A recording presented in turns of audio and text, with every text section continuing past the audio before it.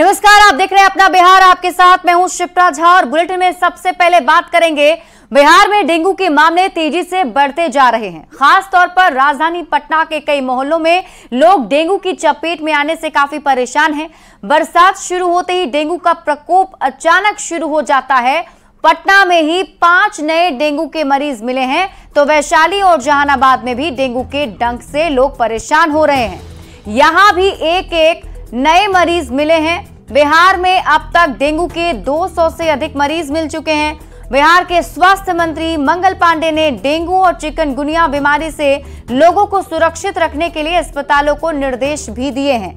स्वास्थ्य संस्थानों में डेंगू जांच किट, ब्लड प्लेटलेट्स और दवा की उपलब्धता सुनिश्चित करने के निर्देश दिए गए हैं। मंगल पांडे ने कहा है कि प्राथमिक स्वास्थ्य केंद्रों में 2, जिला अस्पताल में 10 और राज्य के सभी मेडिकल कॉलेज में 20 मच्छरदानी युक्त डेडिकेटेड बेड की व्यवस्था की गई है। साथ ही सभी सरकारी संस्थानों में डेडिकेटेड बेड की संख्या बढ़ाने के निर्देश भी दिए गए हैं। आपातकालीन स्थिति से निपटने के लिए सभी जिलों में एम्बुलेंस की उपलब्धता सुनिश्चित हो गई है। साथ ही साथ जिलों में डेंगू प्रभावित जगहों को चिन्हित कर बीमारी बढ़ने के कारणों का पता लगाने के आदेश भी दिए गए। वहीं राज्य के हवाई अड्डों, रेलवे स्टेशन और बस स्टैंड पर रैपिड रिस्पांस टीम गठित कर यात्रियों में संभावित डेंगू मरीजों की जांच की जाएगी। सभी जिलों में पोर्टेबल थर्मल फॉगिंग मशीन की स्थिति का आकलन कर पर्याप्त संख्या में उपलब्ध कराने पर जोर दिया गया है और इसके साथ ही डेंगू से बचाव को लेकर लोगों को जागरूक भी किया जाएगा। साथ ही डेंगू नियंत्रण कक्ष की स्थापना करने के भी निर्देश दिए गए हैं। डेंगू हो या चिकनगुनिया, इससे निपटने के लिए राज्य सरकार पूरी तरह तैयार है, सजग है। स्वास्थ्य विभाग ने इसकी मुकम्मल तैयारी की है। रोगों की आहट के साथ ही विभाग अलर्ट हो गया है और अस्पतालों को आवश्यक निर्देश दिए गए। राज्य के सभी चिकित्सा महाविद्यालय, सदर अस्पताल समेत प्रखंड स्तर के सभी स्वास्थ्य केंद्रों पर डेडिकेटेड बेड की व्यवस्था की जा रही है। इसके अलावा स्वास्थ्य संस्थानों में डेंगू जांच किट, ब्लड प्लेटलेट्स और दवा की उपलब्धता सुनिश्चित करने के निर्देश दिए गए हैं। प्राथमिक स्वास्थ्य केंद्रों में 2, जिला अस्पताल में 10 और राज्य के सभी मेडिकल कॉलेजों में 20 मच्छरदानी युक्त डेडिकेटेड बेड की व्यवस्था की गई है। आवश्यकता अनुसार सभी सरकारी संस्थानों में डेडिकेटेड बेड की संख्या बढ़ाने का भी निर्देश दिया गया है। हमारी सरकार इन सारे विषयों को लेकर के अति संवेदनशील रही है, काफी सतर्क रही है और समय से पहले सारी चीजों को, इस तरह की परेशानियां आने से पहले हमारी सरकार पूरी तैयारी और स्वास्थ्य के दृष्टिकोण से, चिकित्सा के दृष्टिकोण से वो कर लेती है। अभी बरसात का मौसम है, वायरल फीवर, चिकनगुनिया, डेंगू, इस तरह की जो बीमारियां होती है बहुत आम होती है और हम सब लोग ग्रसित भी होते हैं। हमारी सरकार ने इन सारी समस्याओं को लेकर के पूरी तैयारी कर ली है ताकि जनमानस को, जनता को किसी भी तरह की परेशानी ना हो सके। स्वास्थ्य विभाग की तरफ से डेंगू से बचाव की पूरी तैयारी की गई है। वहीं डेंगू से बचाव के लिए नगर निगम की तरफ से भी फॉगिंग और एंटी लार्वा का छिड़काव लगातार किया जा रहा है। अंचल अधिकारी ने कहा है कि 2 शिफ्टों में फॉगिंग कराई जा रही है और जहां ताजा पानी जमने की समस्या है वहां पर एंटी लार्वा का छिड़काव किया जा रहा है ताकि डेंगू से बचाव हो सके। जायजा लिया है न्यूज 18 संवाददाता विनीता मिश्रा ने। बारिश के मौसम में डेंगू और कई बीमारी लोगों को परेशान करने लगती है। इसके मद्देनजर सरकार की तरफ से विशेष तैयारी की गई है। जहां भी स्लम बस्ती है, जहां गंदगी है, वहां पर इस तरीके से एंटी लार्वा और फॉगिंग मशीन की मदद से छिड़काव किया जा रहा है ताकि डेंगू और कई जो भयानक बीमारियां हैं वो लोगों को परेशान न करे। चिकनगुनिया हो गई, डेंगू हो गई, उसके मद्देनजर एंटी लार्वा का छिड़काव किया जा रहा है। उधर फॉगिंग मशीन भी गली गली घूमकर फॉगिंग करती हुई नजर आ रही है ताकि बीमारियों से बचाव मुमकिन हो सके। और ऐसे भी स्वास्थ्य मंत्री की तरफ से निर्देश दिए गए हैं, चाहे अस्पताल हो या फिर नगर निगम, फॉगिंग जरूरी है, अस्पतालों में विशेष इंतजाम जरूरी है और उसी के मद्देनजर जो काम है वो शुरू कर दिए गए हैं। जो डेंगू से बचाव करेगा उसके लिए एंटी लार्वा का छिड़काव किया जा रहा है क्योंकि जो पानी जमा होता है उसमें अधिक बीमारी फैलने की जो संभावना होती है वो होती है और उसके मद्देनजर फॉगिंग मशीन से छिड़काव तो हो ही रहा है, फॉगिंग हो ही रहा है और एंटी लार्वा का भी छिड़काव हो रहा है। असर लगातार जो अभियान है उसके तहत काम शुरू किए जा रहे हैं। क्या कुछ तैयारी है और कितने टाइम फॉगिंग हो रही है? नगर निगम की मुकम्मल तैयारी है। हम लोग 2 शिफ्ट में फॉगिंग भी करवा रहे हैं और एंटी लार्वा सेक्टर वाइज हम लोग का जो 16 वार्ड है, 16 वार्ड के 80 सेक्टर में हम लोग को एंटी लार्वा भी एकदम रेगुलर चल रहा है। एंटी लार्वा ज्यादातर कहाँ छिड़काव किया जा रहा है उसका? एंटी लार्वा वहां पर होता है जहां पर पानी खास करके फ्रेश वाटर जमने की संभावना रहती है। बारिश के बाद जो फ्रेश वाटर जम जाए या जो लोग यूज कर रहे हैं पानी वहां पर या गमले वगैरह में, तो हर घर जाकर हम लोग वैसे वैसे जगह पर छिड़काव कर रहे हैं। और ये जो फॉगिंग मशीन है ये 2 टाइम? जी हाँ, फॉगिंग मशीन जो है 2 शिफ्ट में भी चल रहा है, हर सेक्टर में चल रहा है। हर सेक्टर में। तो लगभग पूरे पटना को डेंगू से बचाया जा सके उसकी तरफ से नगर निगम की तैयारी पूरी है। हम लोग एकदम अर्ली फेज में तैयारी शुरू कर दिए हैं। ये जो तैयारी हम लोग की हो रही है लगभग एक महीना पहले से हम लोग ये सब कर रहे हैं अभी। बिल्कुल, तो तैयारी पूरी है। और ये देखिए कि जो स्लम का इलाका है वहाँ जो फॉगिंग मशीन है उसके तहत फॉगिंग तो किया ही जा रहा है, एंटी लार्वे का छिड़काव भी किया जा रहा है, क्योंकि जो हमेशा पानी का बहाव रहता है, ताजा पानी जहाँ जम जाते हैं वैसे जगह एंटी लार्वा के छिड़काव किए जा रहे हैं ताकि डेंगू बीमारी ना आए। और उसके मद्देनजर जितने भी स्लम इलाके हैं या फिर जहां भी ऐसी जगह जहां पे या तो गंदगी लगी हो या फिर लोग वहां रहते हो, डेंगू का खतरा हो, वैसे जगहों को चिन्हित करके नगर निगम की तरफ से एंटी लार्वा का छिड़काव किया जा रहा है। फॉगिंग मशीन 2 शिफ्ट में घुमाई जा रही है ताकि डेंगू की जो बीमारी है वो भयावह रूप ना ले, लोगों को डेंगू से बचाया जा सके। कैमरामैन अजय दुबे के साथ विनीता मिश्रा, न्यूज 18 पटना। के डीएमसीएच में भी डेंगू को लेकर तैयारियां पूरी कर ली गई हैं। अस्पताल परिसर में 2 मंजिला इमारत में डेंगू का स्थायी स्पेशल वार्ड बनाकर बेड भी लगाया गया है। वैसे तो नीचे अभी 10 बेड तैयार हैं, लेकिन मरीजों की संख्या बढ़ने पर 50 बेड तक की व्यवस्था की जाती है। उत्तर बिहार के सबसे बड़े अस्पताल होने की वजह से दरभंगा के साथ ही दूसरे जिलों के साथ नेपाल तक के मरीज यहां आते हैं। ऐसे में जिला प्रशासन से लेकर स्थानीय अस्पताल अलर्ट है। नगर निगम की तरफ से भी समय समय पर दवा का छिड़काव किया जाता है। स्वास्थ्य विभाग पूरी तरह से तैयार है, ये कहना है स्वास्थ्य मंत्री मंगल पांडे का। इसको लेकर हम दरभंगा के डीएमसीएच परिसर में आए हैं, जहां मेडिसिन विभाग के जस्ट सामने डेंगू वार्ड बनाया गया है। इस डेंगू वार्ड को 2 मंजिला है और इसमें लगभग 50 बेड लगाए गए हैं, जहां पर डेंगू के मरीज का इलाज होता है। बता दें कि ये उत्तर बिहार का सबसे बड़ा अस्पताल होने के कारण यहाँ दरभंगा जिला ही नहीं, दरभंगा जिला के अगल बगल से भी लोग यहाँ पे आते हैं। खासकर ये देखा गया कि डेंगू के मरीज बाहर से आते थे, लेकिन जो पिछले बार डेंगू का प्रकोप हुआ, दरभंगा के भी एक महिला डेंगू की शिकार हुई थी और जिसके बाद उसकी मौत हुई थी, जिसके बाद से प्रशासन पूरी तरह से तैयार रहता है, मुस्तैद रहता है। आप देख सकते हैं कि जो बेड है तैयार है और जैसे ही डेंगू की मरीज की संख्या में बढ़ोतरी होगी, धीरे धीरे इसको और भी ढंग से तैयार कर लिया जाएगा। वहीं बता दें कि जो नगर निगम के द्वारा है, जो शहरों में छिड़काव भी किया जाता है समय समय पर, यहाँ पे अभी कोई अधिकारी है नहीं बताने के लिए, एक कर्मी है, उनसे ही जान लेंगे कि यहाँ पर जो है ये डेंगू वार्ड है या नहीं। और एक देख सकते हैं कि जो अभी ड्यूटी है उसमें भी अभी नर्स नजर नहीं आ रही है, एक कर्मी है। ये कौन सा वार्ड है? डेंगू वार्ड सर है जी सर। इसमें सर 50 अभी मरीज आना शुरू, अभी आना नहीं हुआ है सर, लेकिन तैयारी करके हम लोग रखे हुए हैं। कितने लोगों की यहाँ पर सर अभी 3 आदमी हैं। तो क्या नाम है? संदीप पास। ये संदीप जी थे, यहाँ पे इनकी ड्यूटी है और इन्होंने कहा है कि अभी डेंगू पेशेंट आने शुरू नहीं हुए हैं, जैसे ही आएंगे पूर्ण रूप में यहाँ पर तैयारी कर ली गई है। विपिन कुमार, न्यूज 18 दरभंगा। इधर डेंगू के बढ़ते मामलों को लेकर विपक्ष ने सवाल उठाने शुरू कर दिए और इसके साथ ही सरकार से समय रहते डेंगू से बचाव को लेकर तैयारी पूरी करने की मांग की है। इसके पहले कई लोगों की जानें पिछले वर्ष भी गई है।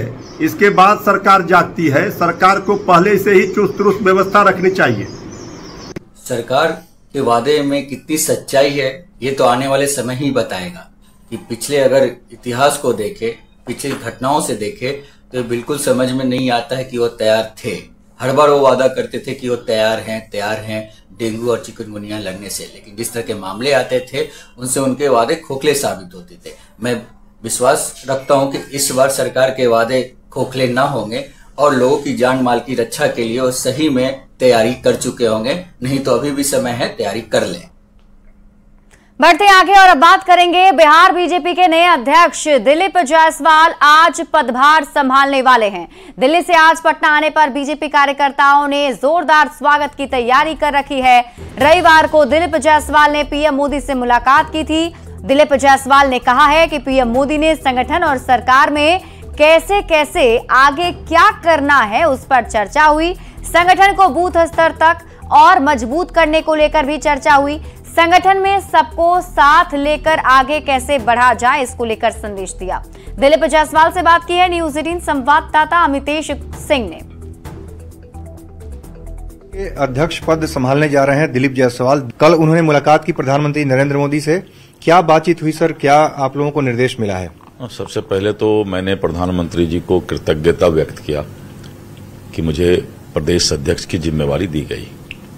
प्रधानमंत्री जी ने काफी जो संगठन और सरकार में कैसे आगे का रणनीति तय करना है उन सब चीजों पर भी चर्चा हुई और विशेषकर संगठन को बूथ स्तर तक ले जाने के लिए और जो लोकसभा चुनाव हुआ उसमें हमारी जो परफॉर्मेंस रही उस परफॉर्मेंस पर भी विस्तृत अध्ययन करने का उन्होंने निर्देश दिया है और संगठन को में सबको साथ लेकर संगठन को कैसे आगे बढ़ाया जाए उन्होंने जो है ये हमें संदेश दिया है। बिहार में सरकार में भी आप लोग शामिल हैं, बीजेपी शामिल है, ऐसे में सरकार और संगठन में बेहतर तालमेल बैठाना और सहयोगियों को सबको साधना ये बड़ी चुनौती होगी आपके सामने। नहीं, अभी इस मामले में जो समन्वय सरकार और संगठन का है बहुत ही अच्छा है और इस समन्वय का संगठन को कहीं न कहीं फायदा मिलेगा। बात तो ये थे बिहार बीजेपी के अध्यक्ष दिलीप जायसवाल जो कि दिल्ली दौरे पर थे।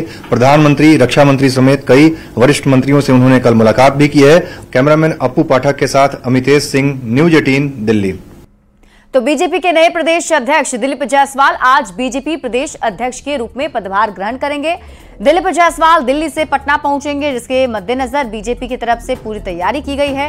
एयरपोर्ट से लेकर बीजेपी ऑफिस तक कई पोस्टर लगाए गए हैं। बीजेपी ऑफिस के अंदर उनके सम्मान समारोह का आयोजन भी किया गया है। क्या है कार्यकर्ताओं की तैयारी, जायजा लिया है न्यूज 18 संवाददाता विनीता मिश्रा ने। बीजेपी के नए प्रदेश अध्यक्ष दिलीप जायसवाल आज पदभार ग्रहण करेंगे। आज दिल्ली से वो पटना पहुंचेंगे और पटना पहुंचने के बाद उनका भव्य स्वागत होगा। एयरपोर्ट से लेकर बीजेपी कार्यालय तक उनके स्वागत की पूरी तैयारी की गई है। राजधानी पटना में जगह जगह कई पोस्टर लगाए गए हैं और कई पोस्टर अभी लगाए भी जा रहे हैं। बीजेपी कार्यालय के बाहर की तस्वीर हम आपको दिखा रहे हैं। यहाँ देख सकते हैं साफ तौर पर बड़े बड़े पोस्टर डॉक्टर दिलीप जायसवाल के स्वागत में लगाए गए हैं। बिहार सरकार के मंत्री राजस्व एवं भूमि सुधार दिलीप जायसवाल को बिहार भाजपा के प्रदेश अध्यक्ष बनाए जाने पर अभिनंदन समारोह का आयोजन आज प्रदेश कार्यालय में किया गया है और उसके मद्देनजर प्रदेश कार्यालय के अंदर की तस्वीर भी यहां साफ तौर पर नजर आ रही है। भव्य तैयारी की गई है। एयरपोर्ट से लेकर तमाम जगह पर जहां से वो गुजरेंगे उन तमाम जगहों पर पूरी तैयारी की गई है। कई सारे पोस्टर लगाए गए हैं। राजधानी पटना में आप देख सकते हैं जगह जगह कई सारे पोस्टर उनके स्वागत और अभिनंदन में अलग अलग लोगों ने लगाए हैं। नरेंद्र मोदी से भी दिलीप जायसवाल ने मुलाकात की है और आज वो नए अध्यक्ष के रूप में पदभार ग्रहण करेंगे और उनके स्वागत की पूरी तैयारी की गई है। एयरपोर्ट से लेकर जब वो एयरपोर्ट पहुंचेंगे, बीजेपी कार्यालय पहुंचेंगे तो कई जगह मंच बनाए गए हैं जहां से उन पर फूल बरसाए जाएंगे, उनके स्वागत में गान गाए जाएंगे और साथ ही साथ बीजेपी कार्यालय में उनके अभिनंदन में एक समारोह का आयोजन किया गया है। तमाम पदाधिकारी इस समारोह में शिरकत करेंगे। कैमरामैन अजय दुबे के साथ विनीता मिश्रा, न्यूज 18 पटना। अगली खबर आपको गोपालगंज से बता दें, जहां लॉरेंस बिश्नोई के तीनों गुर्गों से पूछताछ करने के बाद अब दिल्ली से पहुंची एनआईए की टीम लौट गई है। एनआईए को लॉरेंस के गुर्गों के मोबाइल से कई अहम डेटा मिले हैं, जिसके आधार पर देश के अलग अलग ठिकानों पर जांच चल रही है। राजस्थान और झारखंड से पहुंची एटीएस ने भी पूछताछ करने के बाद राजस्थान समेत कई इलाकों में छापेमारी की है। पुलिस सूत्रों की माने तो पूछताछ में कई अहम खुलासे हुए हैं और आपको बता दें कि 22 जुलाई को लॉरेंस के 3 गुर्गों को गोपालगंज पुलिस ने गिरफ्तार किया था। इनके पास से ऑस्ट्रेलिया निर्मित 4 विदेशी पिस्टल बरामद किए गए थे। झारखंड एटीएस गिरफ्तार गुर्गों को रिमांड पर लेने की तैयारी में है।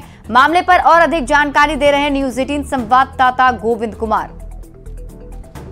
गैंगस्टर लॉरेंस बिश्नोई और झारखंड के गैंगस्टर अमन साहू के 3 गुर्गों की गिरफ्तारी के बाद गोपालगंज पहुंची दिल्ली से एनआईए और 4 राज्यों की एटीएस टीम इस वक्त पूछताछ कर लौट चुकी है। वहीं गैंगस्टर लॉरेंस बिश्नोई और अमन साहू के तीनों गुर्गों की रिमांड अवधि पूरा होने के बाद उन्हें जेल भेज दिया गया है। सूत्र हैं वो बता रहे हैं कि एनआईए की पूछताछ के दौरान तीनों गुर्गों ने अहम खुलासे किए हैं। क्योंकि जब बिहार पुलिस ने इन 3 गुर्गों को गिरफ्तार किया था तो इनके मोबाइल जब्त किए गए थे और जब जांच की गई तो सभी डाटा डिलीट पाए गए। ऐसे में एनआईए ने डाटा को रिकवर करने के बाद अलग अलग 3 पेन ड्राइव में लेकर दिल्ली पहुंची है और अब उस डाटा को डिकोड करने की प्रक्रिया पूरी तरह से चल रही है। तो ऐसे में कहा जा रहा है कि एनआईए की जांच में कई अहम खुलासा होने की संभावना जताई जा रही है। क्योंकि जिस तरह से लॉरेंस बिश्नोई के तीनों गुर्गे गोपालगंज के इलाके में प्रवेश कर रहे थे और यहां से मोतिहारी और मुजफ्फरपुर में किसी बड़ी घटना को अंजाम देने के लिए साजिश रच रहे थे, तो ऐसे में एनआईए और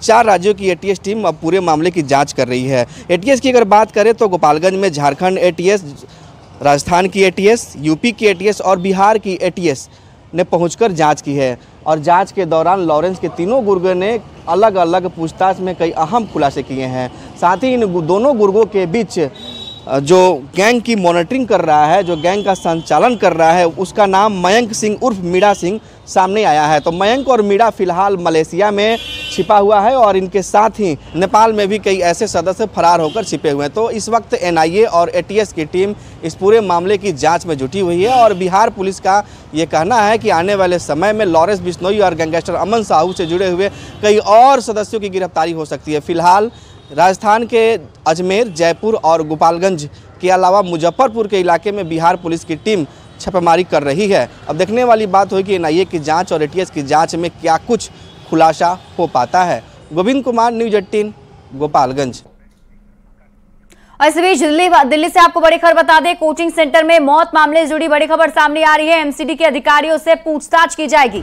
दिल्ली पुलिस की टीम पूछताछ करेगी। एमसीडी को दिल्ली पुलिस नोटिस जारी करेगी। एमसीडी से जानकारी भी मांगने वाली है दिल्ली पुलिस। ड्रेनेज सिस्टम देखने वालों से भी पूछताछ होगी। ड्रेनेज सिस्टम देखने वालों को एफआईआर में आरोपी भी बनाया गया है।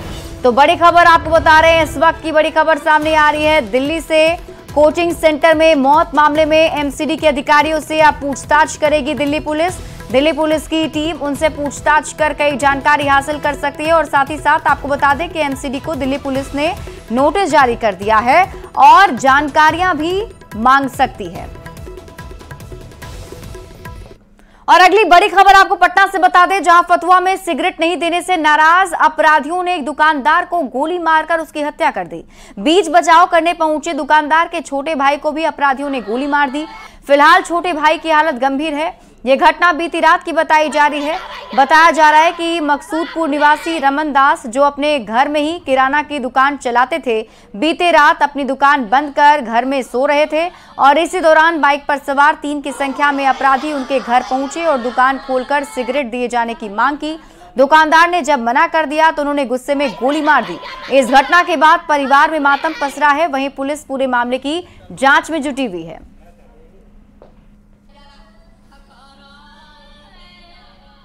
फिर फूट चलाने लग रहे बंदूक के बाद।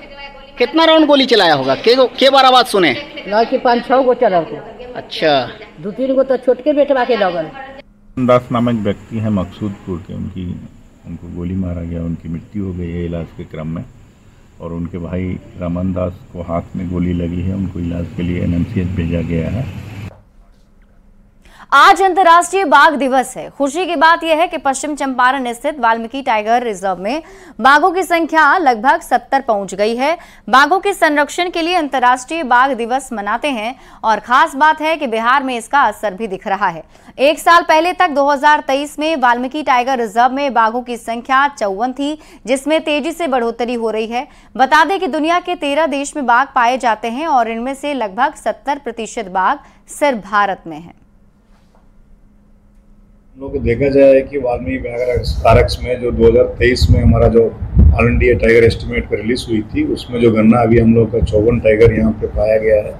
जो ये 54 टाइगर का जो अभी लोग वर्तमान में है, उसी को हम लोग का मतलब ये जिसको संरक्षण के लिए हम लोग का मतलब जो बेहतर प्रयास किया जा रहा है। इसमें जो हमारा इसकी पॉपुलेशन की कोई इसके जो बढ़ोतरी करने के लिए ये चीज़ के लिए मतलब आवश्यकता नहीं है कि, क्योंकि वो अपने अपने जो प्रोटेक्शन रहती है, जो स्टेबल पॉपुलेशन है वो अपने रह जाएगी। वाल्मीकि टाइगर रिजर्व का हैबिटेट विशेष तौर पर बाघों को खूब पसंद आ रहा है और यही कारण है कि धीरे धीरे बाघों का कुनबा इस अभयारण्य में तेजी से बढ़ा है। और वाल्मीकि टाइगर रिजर्व की बात करें तो यहाँ ग्रासलैंड मैनेजमेंट के साथ ही 900 वर्ग किलोमीटर में फैला यह जो विशाल जंगल है, जिसकी तस्वीरें हम आपको दिखाने की कोशिश कर रहे हैं।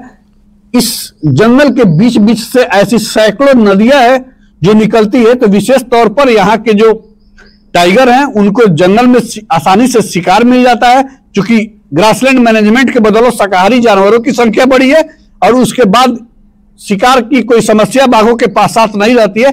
और ऐसी जंगल के बीच से निकलने वाली जो सैकड़ों नदियां हैं वहां आसानी से बाघ पहुंचकर पानी भी पी लेते हैं। तो ऐसे तमाम हैबिटेट हैं वाल्मीकि टाइगर रिजर्व में जो बाघों के लिए काफी उपयुक्त है और यही कारण है कि बिहार के इस अभयारण्य में हाल के दिनों में बाघों का कुनबा तेजी से बढ़ रहा है। मुन्ना राज, न्यूज़ 18, वाल्मीकि टाइगर रिजर्व। और फिलहाल इस बुलेटिन में अभी के लिए बस इतना ही। आगे देख लेते हैं headlines presented by Patanjali Dant Kanti fresh active gel. Extra freshness का ये है नया नाम। पटना में दिलीप जायसवाल के स्वागत के लिए बीजेपी ने की भव्य तैयारी। आज पार्टी ऑफिस में प्रदेश अध्यक्ष का कार्यभार संभालेंगे दिलीप जायसवाल। बरसात शुरू होते ही स्वास्थ्य विभाग और नगर निगम डेंगू को लेकर अलर्ट। जगह जगह फॉगिंग और एंटी लार्वा का छिड़काव जारी।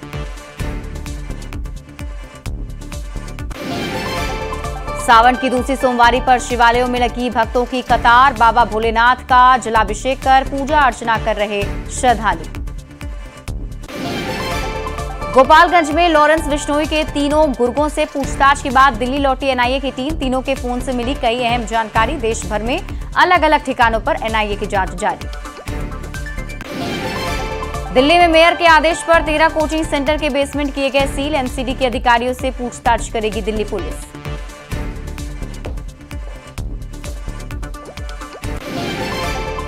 Presented by Patanjali Dant Kanti fresh active gel. Extra freshness का ये है नया नाम।